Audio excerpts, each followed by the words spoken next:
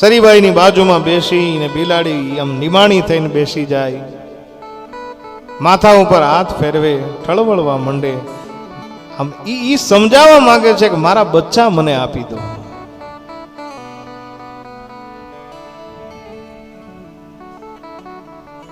અને પછી એક પછી એક પછી એક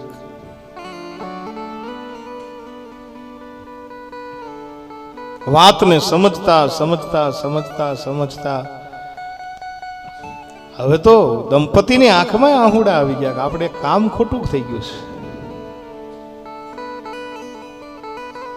અને એ જ સમયે જ્યારે બિલાડીને કહે છે કે તું ધીરજ રાખ, તું ઈશ્વર ઉપર ભરોસો રાખ, અને એ જ સમયે પ્રહલાદનું આવવું. પ્રહલાદ કહે છે તમે ભજન કરો છો, તમે નારાયણને ભજો છો, તમે ઈશ્વરને ભજો છો. બે હાથ જોડીને વંદન કરે છે કે હે રાજકુમાર, આ વાત તમારા પિતાજી હિરણ્યકશ્યપુને કોઈ દિવસ નહીં કરતા. અમે ભજન કરીએ છીએ. તમે આ બિલાડીને શું કહો છો? ત્યારે સરીબાઈ સમજાવતા કહે છે કે ભાઈ આ બિલાડીના બચ્ચા નિંબાડાની અંદર રહી ગયા છે, મૃત્યુના આરે છે, નિંબાડો સળગી ચૂક્યો છે. બિલાડી અમારી સામે ટળવળે છે, અને એટલા માટે બિલાડીને અમે હું એટલું કહીએ છીએ કે ભગવાન ઉપર ભરોસો રાખ. તો શું તમારો ભગવાન શું બિલાડીના બચ્ચાને ઉગારી શકે? નાનો આમ તો રાજકુમાર સ્વરૂપે પ્રહલાદ કહે છે.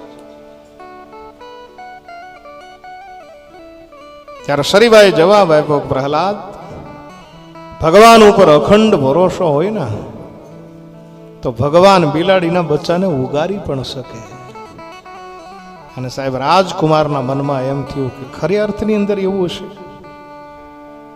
તો શું મારો પિતાજી સાચો કે નારાયણ સાચો? મારો હિરણ્યકશ્યપુ મારો પિતા મને એમ કહે છે કે હું ભગવાન છું, નારાયણ જેવું કઈ છે નહીં. અને આ લોકો એમ કહે છે કે નારાયણ જ બિલાડીના બચ્ચાને ઉગારી શકશે. આ સાચું કે ઓલું સાચું એ જાણવા માટે જ્યારે પ્રહલાદે કીધું કે જો બિલાડીના બચ્ચા મરેલા નીકળ્યા તો ધડથી મસ્તક અલગ કરી નાખીશ. મારો તમને આદેશ છે કે એક પછી એક ઈ માટલું તમે ખોલો. અને એ સળગતા નિભાડાને તમને કથાની બધાની ખબર છે બાપ, કે એક પછી એક માટલાને ખોલવામાં આવ્યું. પ્રહલાદ આજ ખુલ્લી તરવાલે ઊભા છે. બિલાડી આ બાજુથી આ બાજુ, આ બાજુથી આ બાજુ, આ બાજુથી આ બાજુ વલોપાત કરે છે. અને મધ્ય નિભાડો જ્યારે આવ્યો ને એ નિભાડામાંથી એક માટલું નીકળ્યું. અને એ માટલાને જ્યાં લીધું અને માટલામાંથી બચ્ચાઓ ઠેકી ઠેકીને બહાર જ્યારે નીકળ્યા ને ત્યારે પ્રહલાદને એમ થયું કે આ હા હા હા,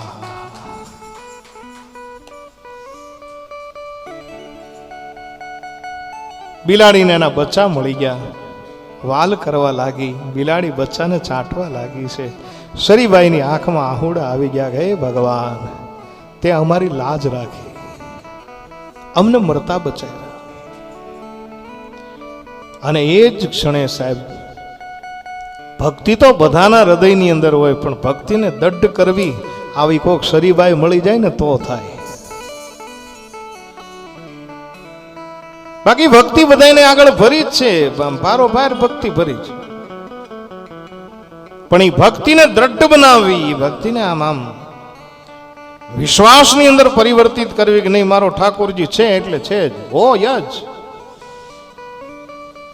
અને જો આમ થોડુંક અગું ડગું રહેતું હોય ને સમજી લેવાનું હજી આપણે શ્રદ્ધામાં જીવીએ છીએ. બસ અખંડ ભરોસો, એક ભરોસો, એક બલ, એક આશ વિશ્વાસ, જો આ થાય. અને એ બિલાડીને એના બચ્ચા મળી ગયા છે. સરીબાઈને આંખની અંદર આંસુડા આવી ગયા. કીધું હે મારી પત પાળવા માટે તું હાજર રહ્યો. અને ભગવાન પ્રહલાદના હૃદયની અંદર દઢ થઈ ગયો કે મારો પિતાજી સાચો નથી. સરીબાઈ કહે છે એ ઈશ્વર, એ નારાયણ સાચો છે. ઘણા વક્તાઓ એમ કહે છે કે જ્યારે એ થંભ ફાટ્યો ને એ બધું થયું પછી તો એ પ્રહલાદની સામે સુંદર મજાનું એ આખું સંવાદ છે. ક્યારેક ક્યારેક એ જ્યારે ધ્યાન આવશે ત્યારે આપણે કરશું. પણ મારે તમને કહેવું છે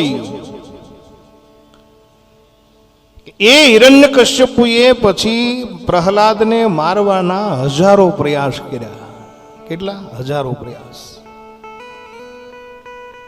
ક્યારેક હાથીથી, ક્યારેક ડુંગરા ઉપરથી, ક્યારેક જળમાં ડૂબાડી, ક્યારેક કાલકોટરીની અંદર પૂરી. પણ એક વખત ભક્તિ મનમાં દઢ બની જાય ને પછી હું ઘણી વાર એમ કહું, એક વખત તમારો ભગવાન તમારા હૃદયની અંદર દઢ બની જાય ને પછી અસ્તિત્વ તમારી સહાય કરતું હોય.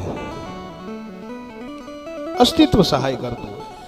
હાથીથી કચડીને મારી નાખવાની કોશિશ કરી છતાંય પ્રહલાદ બચી ગયો છે. જળની અંદર ડૂબાડી અને પ્રયત્ન કરવામાં આવ્યો, વરુણ દેવે સાક્ષાત રક્ષા કરી છે. કાળ કોઠરીની અંદર જેથી પ્રહલાદને પૂરી દેવામાં આવ્યા ને કે ભૂખ્યો ને તરસો મરી જશે, મને કહેવા દો સાક્ષાત માં અન્નપૂર્ણા આવી અને ખોળિયા ભરાવી ગયો. થોડોક સમય થયો જ્યાં કાળ કોઠરીને ખોલવામાં આવ્યો ને, હિરણ્યકશ્યપુને એમ છે કે હાડ પિંજર થઈ ગયું હશે, મૃતપાય હાલતની અંદર હશે. પણ પ્રહલાદ સામે હાલીને જ્યાં બહાર આવ્યા ને ત્યાં તો ક્રોધ ભભૂક્યું ઉઠ્યો અને કીધું કે આને પર્વત ઉપર ચડાવી ઘા કરી આ અને મારી નાખો. બે રાક્ષસો લઈ ગયા છે, પર્વત ઉપરથી ફેંક્યો. સાક્ષાત પૃથ્વી માનું રૂપ લઈ અને પ્રહલાદને બચાવી લીધા છે. અરે ઓલી હોળિકા આવી, નહીતર બ્રહ્માજીનું વરદાન સાહેબ, પણ બ્રહ્માજીના વરદાન ખોટા પડ્યા. હું ઘણી વાર એમ કહું કે જીતને તારે ગગન મેં ઉતને શત્રુ હોય, પણ કૃપા હોય રઘુનાથ કી તો પછી બાલ ન બાકા હોય, કાંઈ ન થાય મારા બા. અને ઘણા વક્તાઓ એવું કહે કે પછી થંભ દગાવ્યો અને ચાલતા પ્રહલાદને કીડીઓની હાર જોઈ. કીડીઓની હાર નહોતી જોઈ, કીડીઓની હાર જોઈને પ્રહલાદ ને વિશ્વાસ આવી જાય નહીં. પણ એ તો ઘણા વક્તાઓ એવું કહેતા હોય કે કીડીઓની હાર જોઈને પછી એને એમ થયું કે થંભની અંદર કીડીઓને જો જીવતી રહેવા દે તો પછી મને તો બચાવી જ લઈ ને એમ. પણ હકીકત એવી નથી.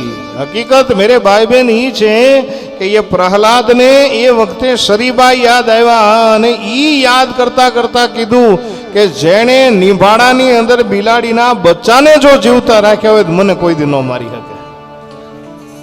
અને ઈ સ્તંભને જ્યારે બાદ ભરી અને ભગવાન પ્રસંગ પ્રગટ થયા. પણ ક્યાં? સુનિયત યત બ્રહ્મત નમ તમ હરિશન ભાગત મુકુટ ભગવત ભજનમ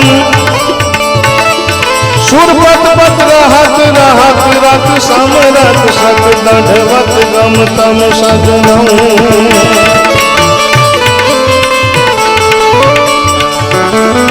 લખત રખત જગપત મુરધારણ સુર પુકારત શ્રવણ સુને ભટ ખટ અસુરાન પ્રકટ ઘટ બંધન વિકટ રૂપ નરસિંહ બને ધીર વિકટ રૂપ નરસિંહ બને ધીર વિકટ રૂપ નરસિંહ બને. આ ભગવાનને પ્રગટ થઈ જવું પડે ક્યારે? પ્રહલાદની અંદર સત્ય હોય ત્યારે.